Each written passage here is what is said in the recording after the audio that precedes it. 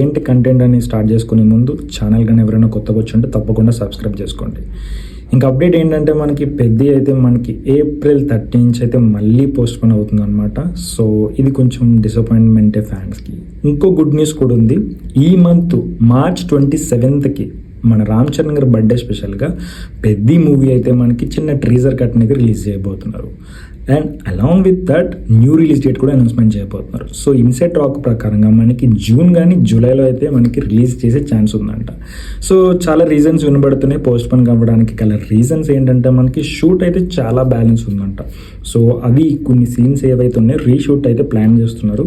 అవి అనుకున్న టైంకి మనకి నెక్స్ట్ మంత్ అంటే చాలా 1 month ఉంది కదా టైము, ఆ టైం గ్యాప్లో ఫినిష్ అవ్వదని చెప్పి మూవీని అయితే కొంచెం డిలే చేసి పోస్ట్పోన్ చేస్తున్నారు. సో ఫర్దర్గా మీకు ఇంకొక 1 weekలో అయితే అఫీషియల్గా మూవీ టీమ్ అనౌన్స్మెంట్ చేస్తారు.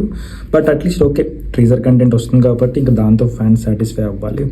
ఇప్పటికైతే 2 singles రిలీజ్ అయినాయి, వాటి నుంచి మంచి రెస్పాన్స్ వస్తుంది. సో తొందరలోనే నెక్స్ట్ సింగిల్ కూడా రిలీజ్ చేస్తారు.